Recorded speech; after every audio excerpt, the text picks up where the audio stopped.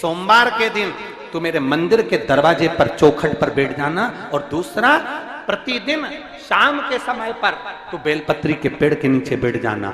जो तेरी बेल वृक्ष के नीचे सेवा करने आए, जो शंकर जी के मंदिर में सोमवार को जल चढ़ाने आए, उसका जो पात्र जल चढ़ाकर जब वो घर लेकर जाए, उसके पीछे पीछे, पात्र के पीछे पीछे तू जाना, और उसके घर में लक्ष्मी का भंडार भरकर आए। लक्ष्मी बेलपत्र के वृक्ष के नीचे तू विराजमान हो जा। उस बेलपत्र के वृक्ष के नीचे जो बुआरी लगाए, सेवा करे, चाकरी करे, एक बेटी को जैसे बड़ा करते हैं वैसे बेलपत्री के वृक्ष को जो बड़ा करे, बेलपत्री के वृक्ष का जो पालन करे, पोषण करे, उसकी संभाल करे, उस बेलपत्री के वृक्ष को जैसे जैसे वो उन्नति करे, वैसे वैसे उसके घर में समृद्धि बढ़ते जाए। उस जिसका खुद का मकान नहीं हो, खुद का मकान नहीं हो, किराए के मकान में रहते रहते जिंदगी बीत रही हो, खुद का नहीं, और बहुत दुख का जीवन चल रहा हो, बहुत कष्ट का जीवन, बहुत अपना खुद का कोई मकान नहीं, मान लो प्लाट है पर मकान बन नहीं रहा, या कोई प्रॉपर्टी अपनी नहीं बन रही, तो हम इस व्यासपीठ से कहना चाहेंगे कि एक प्रयोग अवश्य करिएगा, एक प्रयोग अवश्य। अपने आसपास के 5-6 बेलपत्र के वृक्ष देख लीजिए,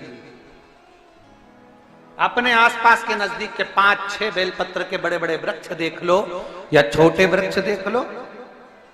उन 5-6 वृक्ष को धीरे धीरे उनकी सेवा करना प्रारंभ करो, उन वृक्षों को बड़ा करना प्रारंभ करो, उन वृक्ष के नीचे सफाई करना प्रारंभ करो, उन वृक्ष को जल देना प्रारंभ करो, उन वृक्ष को आप खाद देना प्रारंभ करो, उन वृक्ष की सेवा संभाल करना प्रारंभ कर दो, उस वृक्ष के नीचे बुआरी काटना प्रारंभ कर दो, झाड़ू लगाना प्रारंभ कर दो, उस वृक्ष के नीचे सफाई करना प्रारंभ कर दो। उस बेलपत्री के 5-6-7 वृक्ष को आप गोद ले लो।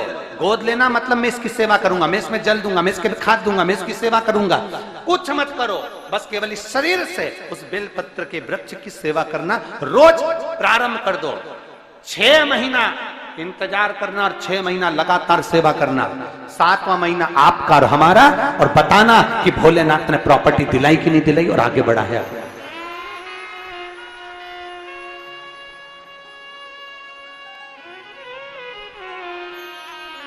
एक बेलपत्र का वृक्ष जिसके नीचे माता लक्ष्मी विराजमान होती है, एक बेलपत्र के वृक्ष के नीचे लक्ष्मी रहती है। दुनिया के लोग कहते हैं लक्ष्मी जी का दिन कौन सा है, बोलो जम के जल्दी से। शुक्रवार। दुनिया के लोग कहते हैं लक्ष्मी जी का दिन शुक्रवार है, पर माता लक्ष्मी से पूछा जाए कि तुम्हारी माता ख्याति देवी नारायण भगवान के साथ तुम्हारी शादी नहीं कर रही थी, शंकर को लक्ष्मी दे रही थी, तब तुमने भगवान शंकर से विनती करी, भोले बाबा मैं नारायण से प्रेम करती हूँ, भगवान नारायण से मेरा विवाह हो। तो माता ख्याति देवी से शंकर भगवान ने विनय कर कर कहा कि लक्ष्मी जी का विवाह नारायण के साथ कर दिया जाए। भगवान नारायण के साथ जब लक्ष्मी जी का विवाह हो गया, तब लक्ष्मी जी हाथ जोड़कर बोलती हैं, बाबा मेरा विवाह नारायण के साथ हो गया, पर मैं आपके चरणों की सेवा करना चाहती हूँ, बाबा आप कृपा करिए कि मैं क्या करूं आपके लिए। शंकर भगवान कहते हैं, लक्ष्मी बस 2 चीजें कर दे, एक सोमवार के दिन तू मेरे मंदिर के दरवाजे पर चौखट पर बैठ जाना, और दूसरा प्रतिदिन शाम के समय पर तू बेलपत्री के पेड़ के नीचे बैठ जाना। जो तेरी बेल वृक्ष के नीचे सेवा करने आए, जो शंकर जी के मंदिर में सोमवार को जल चढ़ाने आए, उसका जो पात्र जल चढ़ाकर जब वो घर लेकर जाए, उसके पीछे पीछे, पात्र के पीछे पीछे तू जाना, और उसके घर में लक्ष्मी का भंडार भरकर आए। लक्ष्मी बेलपत्र के वृक्ष के नीचे तू विराजमान हो जा। उस बेलपत्र के वृक्ष के नीचे जो बुआरी लगाए, सेवा करे, चाकरी करे, एक बेटी को जैसे बड़ा करते हैं वैसे बेलपत्री के वृक्ष को जो बड़ा करे, बेलपत्री के वृक्ष का जो पालन करे, पोषण करे, उसकी संभाल करे, उस बेलपत्री के वृक्ष को जैसे जैसे वो उन्नति करे, वैसे वैसे उसके घर में समृद्धि बढ़ते जाए, उसके घर में वैभव बढ़ते जाए। ये शंकर भगवान माता लक्ष्मी से करे, भगवान शिव माता लक्ष्मी से करे। तो भस्म, अगर शिव के मंदिर में भस्म मिल जाए, शंकर पर चढ़ी हुई भस्म अगर मिल जाए तो, और अगर भस्म ना मिले ना, तो शंकर के जो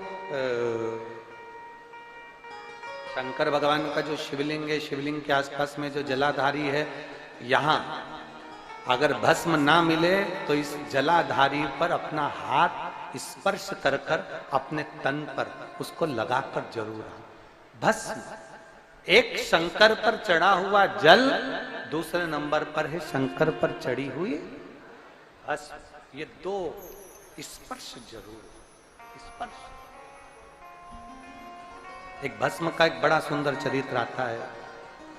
दूसरा, जिस भूमि पर बैठकर कथा सुनो उसकी रज को अपने मस्तक पर थोड़ा सा लगाकर अवश्य जाओ, तो जीवन का एक आनंद है। और शंकर के मंदिर में जाओ तो दो चीजें अवश्य लेकर आओ। पहला, शंकर जी पे चढ़ा हुआ, जम के बोलो, जल अवश्य लेकर आओ।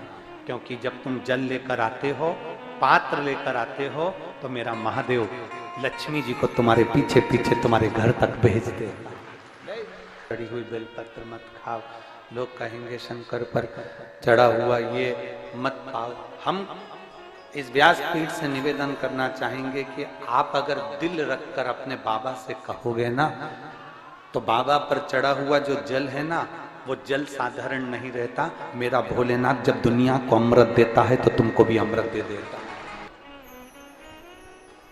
दो चीजें कभी मत छोड़ो। अगर मंदिर में गए हो तो दो चीजें कभी मत छोड़ो।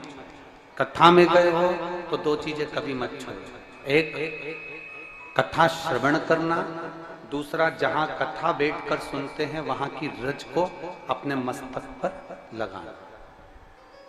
कथा सुनने के बाद आप यहां से जाओ, भले दरी बिछी है, आसन बिछा है, कारपेट बिछा है, उस पर अपना हाथ फेर कर उस रज को अपने मस्तक पर जरूर लगाओ। क्योंकि शिव पुराण में, भागवत पुराण में, स्कंद पुराण में, कुर्म पुराण में, नर्मदा पुराण में, लिंग पुराण में, नारद पुराण में, ब्रह्म वैवर्त पुराण में, जितनी भी पुराणे हैं, सब पुराणों में लिखा है कि जिस स्थान पर बैठकर हम भगवान की कथा को सुनते हैं, उनको याद करते हैं, जितनी देर हम उनको याद करते हैं उतनी देर वो परमात्मा उस स्थान पर बैठा हुआ रहता है।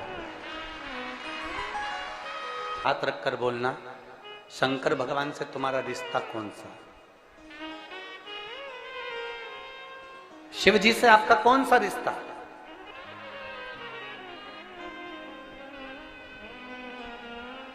शंकर भगवान को आप क्या मानते हो? हमने आपको एक संबंध बताया था कि सीहोर कुबेरेश्वर धाम आपका मायका है, तो हम आपके भाई हैं, तो शंकर भगवान आपके पिता हैं, आपके बाप हैं, आपका बाबा है, आपका दादा है।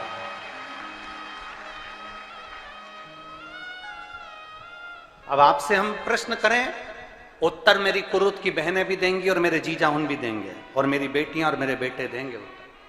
आपसे प्रश्न करें, अगर बेटी को दुख होगा तो क्या वो अपने बाप से नहीं कहेगी? बोलो तो जम के। बेटी को तकलीफ है, वो अपने बाप से ना कहेगी। बेटे को तकलीफ है तो वो अपने पिता से, अपनी मां से नहीं कहेगा, मम्मी मुझे ये तकलीफ है, पापा मुझे ये दुख है, मां मुझे ये तकलीफ है, पिताजी मुझे ये कष्ट है। क्या वो अपने माँ बाप से नहीं कहेंगे? क्या वो अपने माँ बाप से विनय नहीं करेंगे?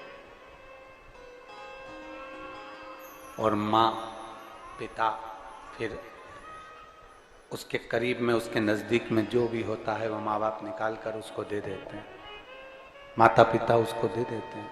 माता लोग कहते हैं कि शंकर जी पे चढ़ा हुआ जल मत पियो, लोग कह देते हैं शंकर जी पे चढ़ी हुई बेलपत्र मत खाओ। कोई इस बहन से पूछे, सुनीता सोनी से, कि शंकर पर चढ़े हुए जल से उसकी गांठ जो डबल से उसके शरीर में आ गई थी वो समाप्त हो गई, तो जरा विश्वास करिएगा कि एक बेटी अपने माँ बाप से ही तो कहेगी, और बाप के पास में जो होगा वही तो अपनी बेटी को देगा दुख को मिटाने के लिए। तो मेरे शंकर भगवान के पास तो उसका चढ़ा हुआ जल है। दूसरा, जिस भूमि पर बैठकर कथा सुनो उसकी रज को अपने मस्तक पर थोड़ा सा लगाकर अवश्य जाओ, तो जीवन का एक आनंद है। और शंकर के मंदिर में जाओ तो दो चीजें अवश्य लेकर आओ। पहला, शंकर जी पे चढ़ा हुआ जम के बोलो, जल अवश्य लेकर आओ, क्योंकि जब तुम जल लेकर आते हो, पात्र लेकर आते हो, तो मेरा महादेव लक्ष्मी जी को तुम्हारे पीछे पीछे तुम्हारे घर तक भेज देगा। दो चीजें लेकर अवश्य आओ, और शिव पुराण में जाओ तो दो चीजें लेकर अवश्य जाओ। पहले नंबर पर शंकर की कथा और अपने अंदर विश्वास कि मेरे महादेव की मैंने कथा सुनी है, अब मैं भटकूंगी नहीं।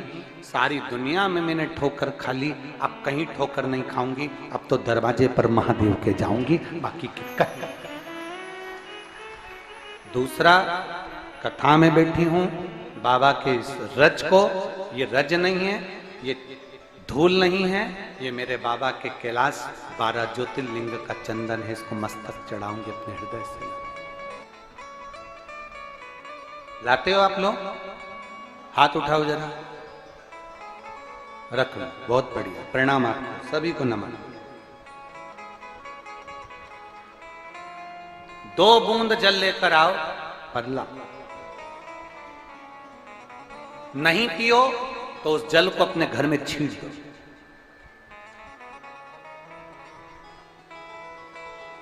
नहीं पी सकते, उस जल को छींट दो।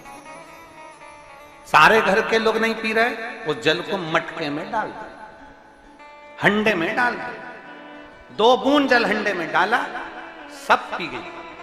आपको अलग अलग किसी को देने की जरूरत नहीं पड़ी, किसी को नहीं। हंडे में डाल दो, मटके में डाल दो, सब उस पानी को पीना प्रारंभ।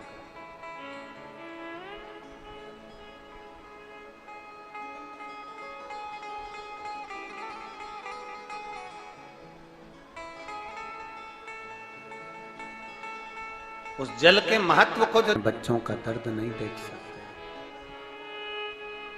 जब माता पिता अपने बच्चों का दर्द नहीं देख सकते, तो देव अधिदेव महादेव तुम्हारा दर्द कैसे देखेंगे?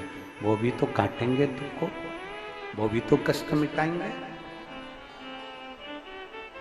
2 चीजें कथा में जाकर ले, एक जहां जगह मिल जाए वहां बैठकर कथा सुनो। धूप लगे, पंडालों की इतनी व्यवस्था नहीं हो पाती है, पंडाल लगाने वाले, टेंट लगाने वाले टेंट लगा लगा के थक जाते हैं, तो अपने साथ एक छाता लेकर चलो। 2 पानी की जम के बोलो जरा, बोतल, बिछाने की दरी अपने साथ लेकर चलो। लोगों ने उमा महेश की कथा अपने जीवन में धारण करी कि नहीं करी वो हमको नहीं स्मरण है, पर एक बात का स्मरण करिएगा, ये जो कथा चल रही है ये गौरी शंकर चल रही है। इसके बाद में जो अमलेश्वर में कथा है वो कौन सी है? समर्पण शिव महापुराण कथा। उस समर्पण शिव महापुराण की कथा जब 2 तारीख को विराम हो जाएगी, तब उसके बाद में जो कथा 6 जून को प्रारंभ होगी सोलापुर महाराष्ट्र में, उस कथा का नाम रहेगा उमा महेश शिव महापुराण की कथा। उसको जरूर सुनो। सोलापुर में जो 6 जून से कथा होगी उसका नाम उमा महेश शिव महापुराण, उसको सुनना, श्रवण करना, उसको धारण करना है। उसमें इतने प्रश्न माता उमा ने भगवान महेश से करे हैं, और महेश भगवान शंकर उसका हर प्रश्न का उत्तर दे रहा है। भगवान महेश भगवान शंकर हर प्रश्न का। बाबा बोले माता उमा ने भगवान शिव जी से, महेश भगवान से, भगवान शंकर से करेंगे, बाबा भोलेनाथ जी बताओ, संसार में जन्म लेने वाले व्यक्ति के जीवन में उसके भाग्य में अगर सुख नहीं है, उसके भाग्य में खुशियां नहीं है, उसके भाग्य में कोई अच्छा है ही नहीं, तो वो जीव क्या करेगा? वो जीव क्या करेगा?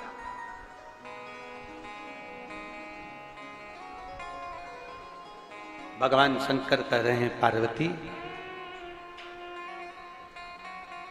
संसार में जन्म लेने वाला मनुष्य अगर उसके भाग्य में सुख नहीं, उसके भाग्य में अगर खुशियां नहीं है, उसके भाग्य में अगर सुख नहीं है, उसके भाग्य में अगर अच्छा नहीं है, पत्रिका दिखा ली सुख नहीं है, कार्य कर कर देख लिया सुख नहीं है, तकलीफ उसकी जिंदगी में चल ही चल रही है, तो भगवान शंकर कहते हैं, भगवान महेश कहते हैं, उमा, उस मनुष्य को दूसरे का अच्छा करना प्रारंभ कर देना चाहिए, तो उसकी अच्छाई अपने आप सामने आने